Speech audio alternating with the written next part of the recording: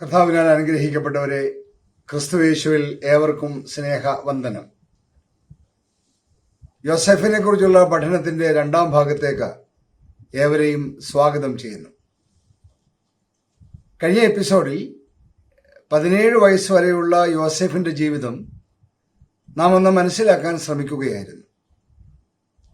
ഈ എപ്പിസോഡിൽ യോസെഫിന്റെ 17 വയസ്സ് മുതലുള്ള ജീവിതം പഠിക്കാൻ നാം ശ്രമിക്കുകയാണ്. ആ കാലഘട്ടത്തിന്റെ ആദ്യ ഭാഗത്തിന് ഞാൻ നൽകുന്ന തലക്കെട്ട് പൊട്ടക്കുഴിയിൽ നിന്നും കാരാഗ്രഹത്തിലേക്ക് എന്നാണ്. എന്തുകൊണ്ടാണ് ഞാൻ ഇങ്ങനെ ഒരു തലക്കെട്ട് നൽകിയത് എന്ന് ഈ വരുന്ന നിമിഷങ്ങളിൽ നിങ്ങൾക്ക് ബോധ്യമാകും. അസ്വസ്ഥജനകമായ കൗമാരകാലം, അവിയലുപോലെ കുഴഞ്ഞു മറിഞ്ഞ ഒരു കുടുംബ അന്തരീക്ഷത്തിലാണ് യോസെഫ് തന്റെ 17 വയസ്സ് വരെയുള്ള ജീവിതം മുന്നോട്ട് നയിച്ചത്. ഉൽപ്പത്തി പുസ്തകം 37-ാം അധ്യായത്തിലെ ആദ്യത്തെ വെറും 10 വാക്യങ്ങളിലൂടെ തന്നെ യോസെഫിന്റെ തുടർന്നുള്ള ജീവിതവും സംഘർഷഭരിതമായിരുന്നുവെന്ന് നമുക്ക് മനസ്സിലാക്കാം. എന്തെല്ലാം അനുഭവിച്ചാലും പാഠങ്ങൾ പഠിക്കാത്ത ചില ജന്മങ്ങളുടെ ഉദാഹരണം പോലെയാണ് യാക്കോബിന്റെ കുടുംബം.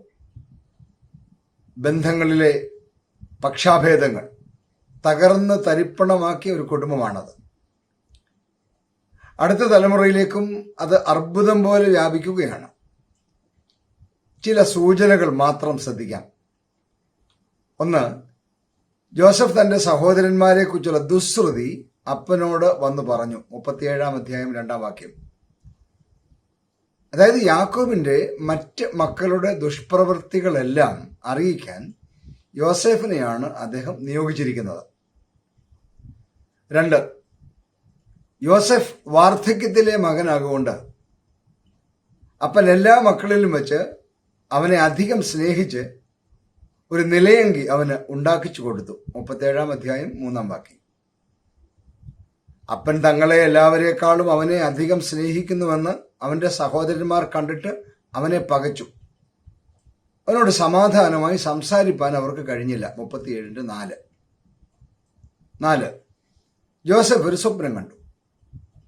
അത് തന്റെ സഹോദരന്മാരോട് അറിയിച്ചതുകൊണ്ട് അവർ അവനെ പിന്നെയും അധികം പകച്ചു. 37:5.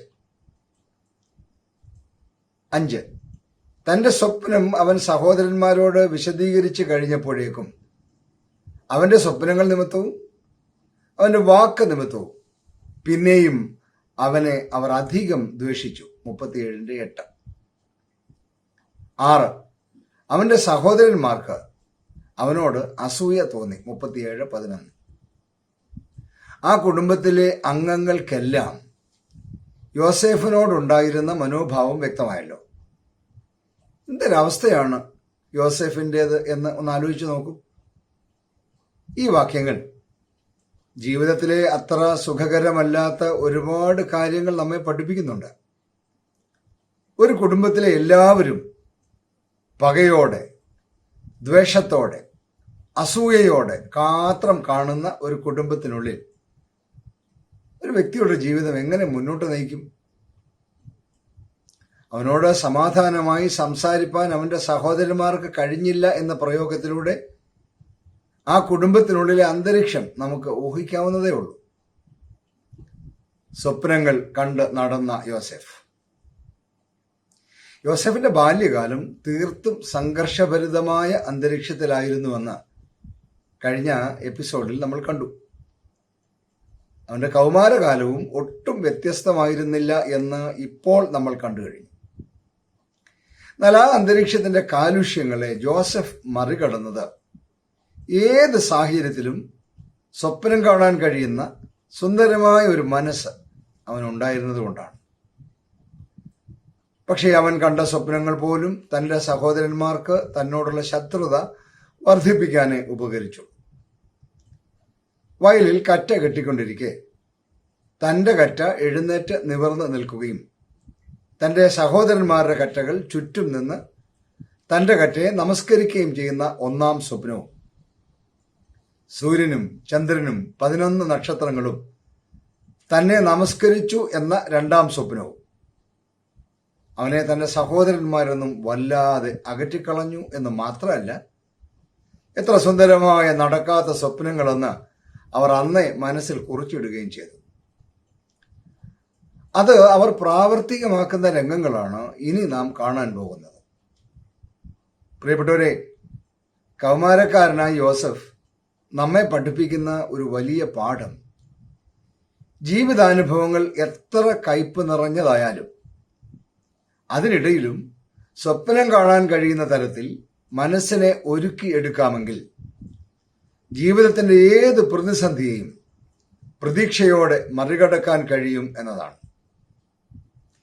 കാർമേഘത്തിനുള്ളിൽ ഈ ഞാൻ മിന്നും സൂര്യശോഭ കാണും എന്ന് KV സൈമൺ സാർ പാടിയത് അത് തന്നെയാണ് നമ്മെ ഓർമ്മിപ്പിക്കുന്നത്. അപകടകരമായി വളർന്ന അസൂയ. അങ്ങനെ ഇരിക്കെ ഒരിക്കൽ യാക്കോബിന്റെ മക്കൾ ശെഖേമിൽ ആടുമേയ്ക്കാൻ പോയിരിക്കുകയായിരുന്നു.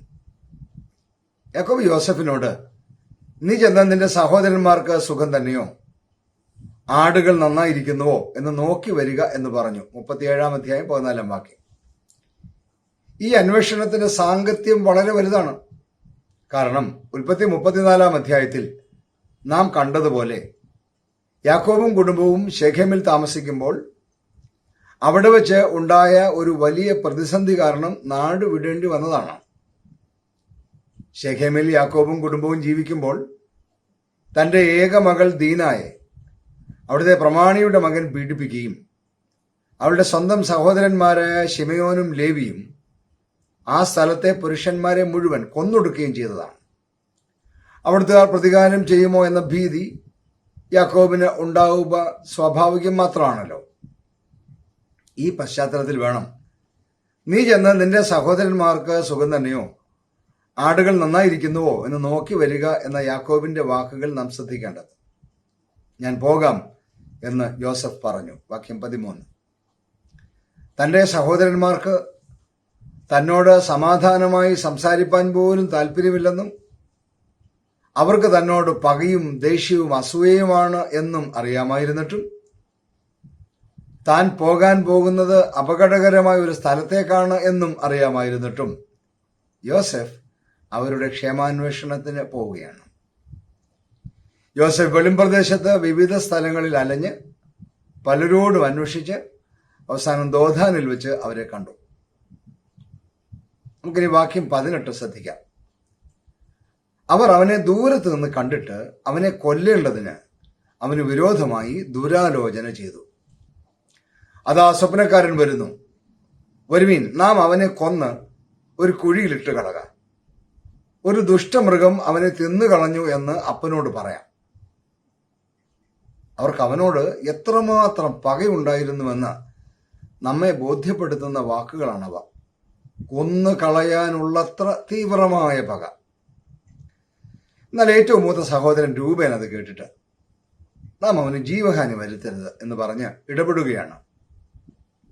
തന്റെ ഇളയ സഹോദരനെ എങ്ങനെയെങ്കിലും രക്ഷിച്ച് വീട്ടിൽ മടക്കി എത്തിക്കണം എന്ന ചിന്തയോടെ മരുഭൂമിയിലുള്ള ഒരു കുഴിയിലിടാം എന്ന് അയാൾ നിർദ്ദേശിക്കുകയാണ്. അവനെ സൗകര്യം പോലെ രക്ഷിച്ച് അപ്പന്റെ അടുക്കൽ കൊണ്ടുപോകാം എന്നതായിരുന്നു അവന്റെ ഉദ്ദേശമെന്ന് വാക്യം 22 പറയുന്നു. വാക്യം 23. യോസഫ് തന്റെ സഹോദരന്മാരെ ക്ഷേമം അന്വേഷിക്കാൻ അവരുടെ അടുക്കൽ വന്നപ്പോൾ അവർ അവനെ പിടിച്ച് അവൻ ഉടുത്തിരുന്ന നിലയങ്കി അവർ ഊരി അവനെ എടുത്ത് ഒരു കുഴിയിലിട്ടു. തുടർന്ന് 25 വാക്യം പറയുകയാണ്, എന്നിട്ട് അവർ ഭക്ഷണം കഴിപ്പാൻ ഇരുന്നു എന്ന്. എന്ത് ഭയാനകമാണ് മനുഷ്യന്റെ പക എന്ന് നമ്മെ ബോധ്യപ്പെടുത്തുന്ന ഒരു വാക്യമാണിത്. തങ്ങളുടെ സഹോദരനായ ഒരു ബാലനെ നിർദ്ദയം ഉപദ്രവിച്ചിട്ട് ഒരു പൊട്ടക്കുഴിയിൽ ഇട്ടതിന് ശേഷം ഒരു മനസാക്ഷിക്കുത്തുമില്ലാതെ അവർ ഭക്ഷണം കഴിക്കാനിരിക്കുകയാണ്. മനുഷ്യർ എത്രത്തോളം ക്രൂരന്മാരാകാമെന്ന് നമ്മെ ബോധ്യപ്പെടുന്ന ഒരു സംഭവമാണിത്. യോസേഫിന്റെ പ്രതികരണങ്ങളൊന്നും ഇവിടെ രേഖപ്പെടുത്തിയിട്ടില്ല. എന്നാൽ 42 അധ്യായം 21 വാക്യം വായിക്കുമ്പോൾ, അവൻ നമ്മോട് കെഞ്ചിയപ്പോൾ നാം അവന്റെ പ്രാണസങ്കടം കണ്ടറിയും, അവന്റെ അപേക്ഷ കേട്ടില്ലല്ലോ എന്ന് കാണുന്നതിനാൽ യോസഫ് പ്രാണസങ്കടത്തോടെ അവരോട് അവന്റെ ജീവന് വേണ്ടി കെഞ്ചി എന്ന് നമുക്ക് മനസ്സിലാക്കാം. എന്നിട്ടും അല്പം പോലും അലിവില്ലാതെ അവർ അവനോട് പെരുമാറിയെന്നത് എനിക്ക് ഊഹിക്കാവുന്നതിലും അപ്പുറമാണ്. മാത്രമല്ല, അതിനുശേഷം ഒരു കൂസലുമില്ലാതെ, ഒരു മനസാക്ഷിക്കുത്തുമില്ലാതെ അവർ ഭക്ഷണം കഴിക്കാനിരിക്കുന്നു എന്നത് എനിക്ക് ചിന്തിക്കാനേ കഴിയുന്നില്ല. പിന്നീട് ഗിലെയാദിൽ നിന്ന് മിസ്രൈമിലേക്ക് പോകുന്ന ഇശ്മായേലിയ കച്ചവടക്കാരെ കണ്ടപ്പോൾ യഹൂദായുടെ നിർദ്ദേശപ്രകാരം അവനെ അവർ 20 വെള്ളിക്കാശിന് ഇശ്മായേലിയ കച്ചവടക്കാർക്ക് വിൽക്കുകയാണ്. സാധാരണക്കാരായ മനുഷ്യരെയൊക്കെ ഒരുപാട് അലോസരപ്പെടുത്താവുന്ന സംഭവങ്ങൾക്കാണ് നാം ഇപ്പോൾ സാക്ഷ്യം വഹിച്ചുകൊണ്ടിരിക്കുന്നത്. എന്തുകൊണ്ട് എന്ന് 1000 പ്രാവശ്യം നമ്മോട് തന്നെയോ അതിലുപരി ദൈവത്തോട് തന്നെയോ ചോദ്യങ്ങൾ ഉയർത്താവുന്ന അനുഭവങ്ങളാണ്. എന്നാൽ വഷളായി പോകാമായിരുന്ന ഒരു സാഹചര്യത്തിൽ അനിതര സാധാരണമായ വ്യക്തിപ്രഭാവത്തോടെ ജീവിച്ച യോസേഫിന്റെ ജീവിതാനുഭവങ്ങൾ നമ്മെ ജീവിതത്തിലെ ചില വലിയ പാഠങ്ങൾ പഠിപ്പിക്കുന്നുണ്ട്.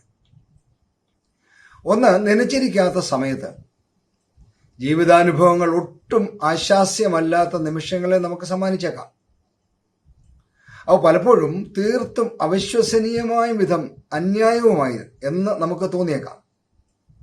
നമ്മുടെ സ്വപ്നങ്ങളെയെല്ലാം അവ തകർത്തു കളയുന്നു എന്നും തോന്നിച്ചേക്കാം. 2, പാപം നമ്മുടെ ഹൃദയങ്ങളെ ഭരിക്കാൻ അനുവദിച്ചാൽ അതിന്റെ അനന്തര ഫലങ്ങൾ എത്രമാത്രം ഭീകരമായിരിക്കുമെന്ന് അവന്റെ സഹോദരന്മാരുടെ പ്രവർത്തികൾ നമ്മോട് പറയുന്നു.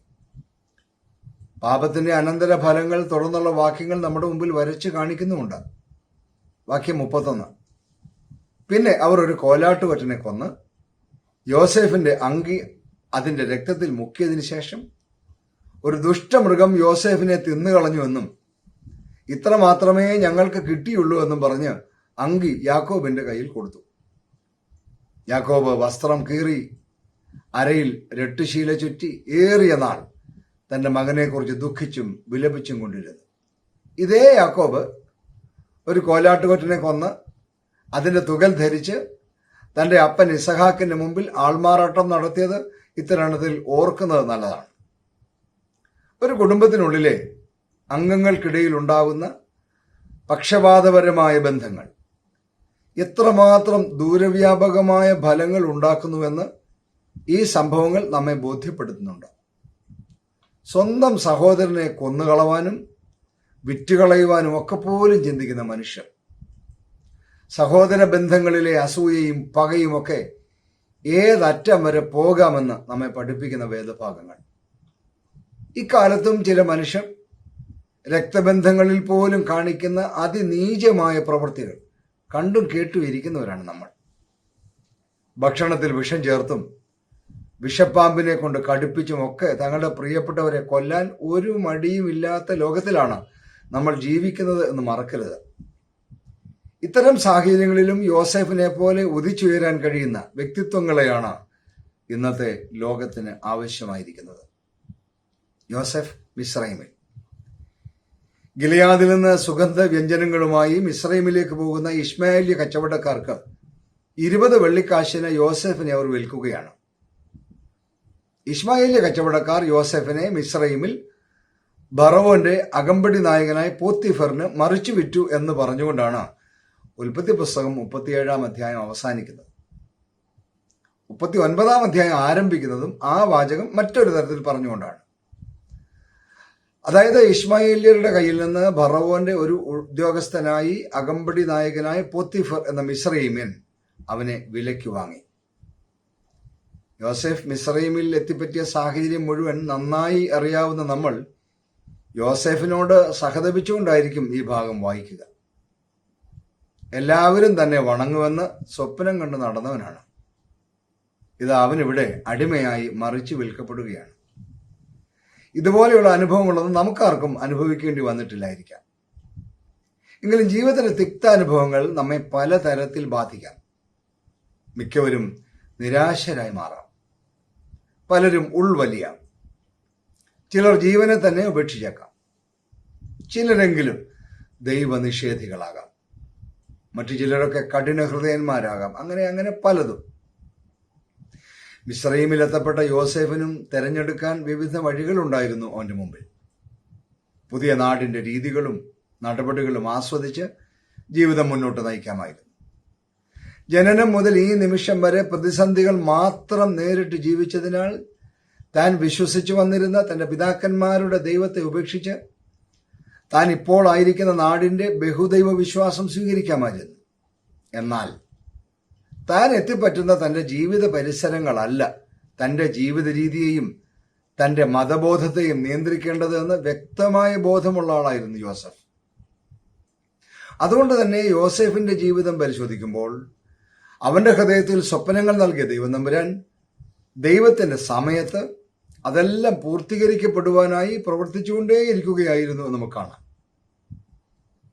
ഇതുവരെ നമ്മൾ വായിച്ച ഭാഗങ്ങളെല്ലാം യോസേഫിന്റെ സ്വപ്നങ്ങളെ തകർത്ത് കളയുന്ന സംഭവങ്ങളായിരുന്നു എങ്കിലും നാം ശ്രദ്ധിച്ചു വായിച്ചാൽ അവയുടെ നടുവിലൂടെ ദൈവം പ്രവർത്തിച്ചുകൊണ്ടേയിരിക്കുന്നത് നമുക്ക് കാണാനാകും. ഉദാഹരണത്തിന്, യോസേഫിനെ കൊന്നുകളയുവാൻ എല്ലാവരും തീരുമാനിക്കുമ്പോൾ രൂബേന്റെ ഇടപെടൽ.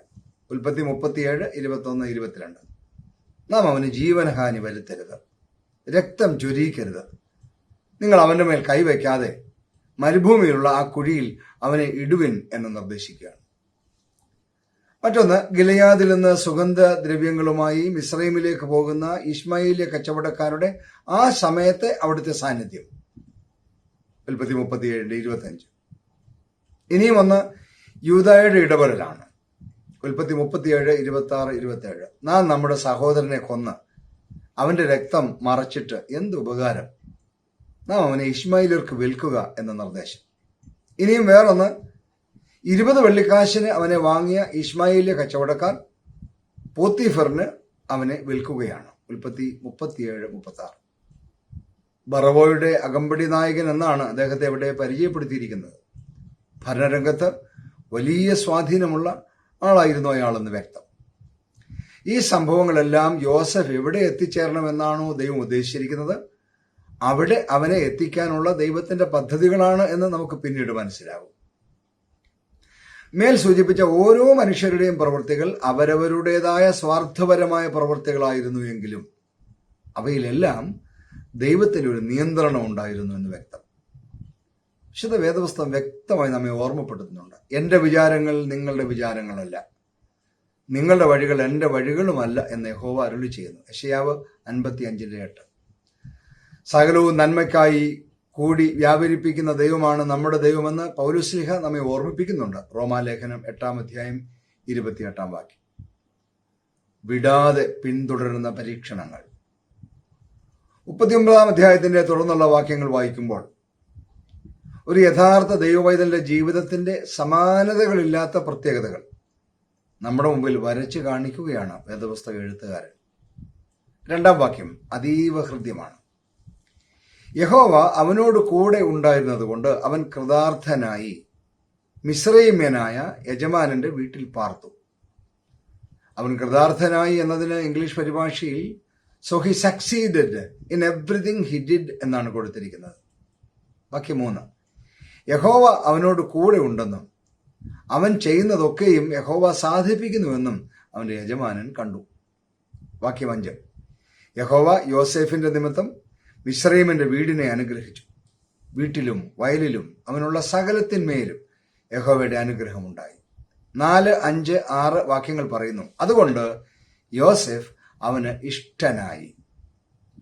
അവൻ അവനെ ഗ്രഹവിചാരകനാക്കി, തനിക്കുള്ളതൊക്കെയും അവന്റെ കയ്യിൽ ഏൽപ്പിച്ചു.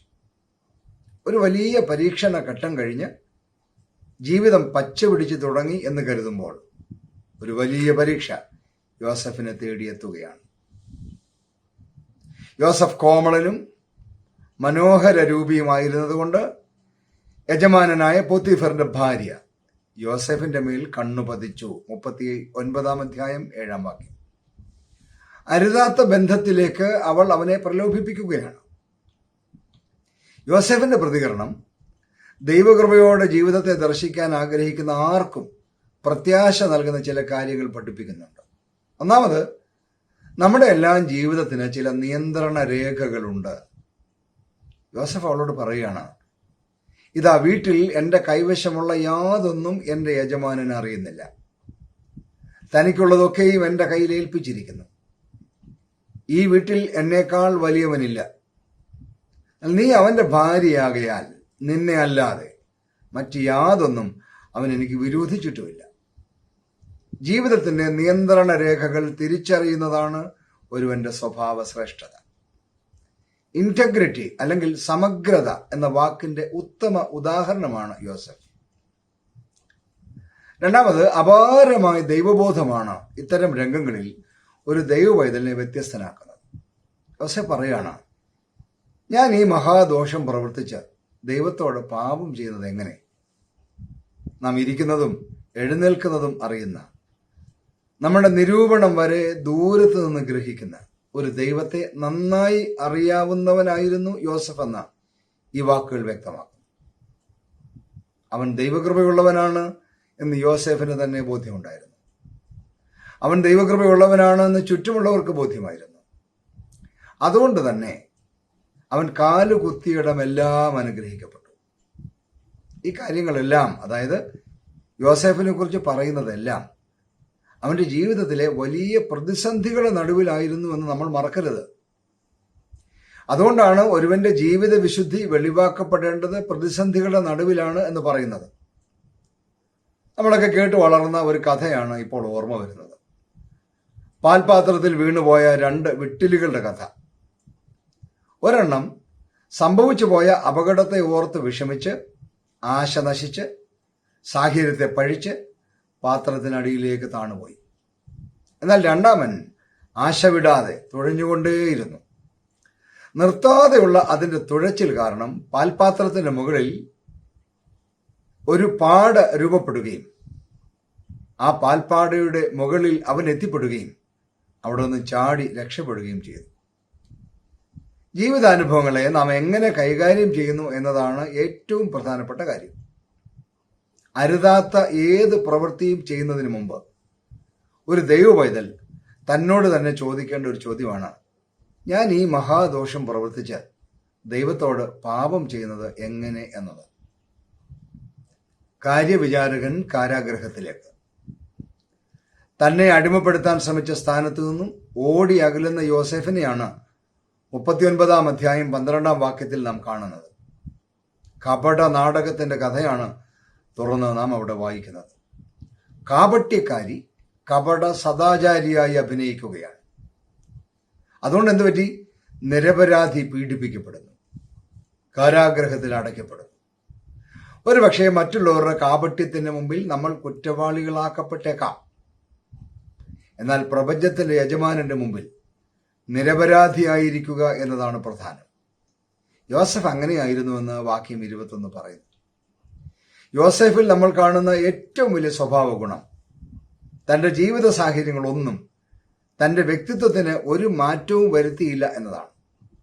പിതാവിന്റെ ഭവനത്തിലാകട്ടെ, മരുഭൂമിയിലെ പൊട്ടക്കുഴിയിലാവട്ടെ, പോത്തീഫറിന്റെ കൊട്ടാരത്തിലാവട്ടെ, മിസ്രൈമിലെ കാരാഗ്രഹത്തിലാവട്ടെ, അവിടെയെല്ലാം യോസേഫിന്റെ സമഗ്രത മിഴിവേകി നിന്ന ഇടങ്ങളാണ്.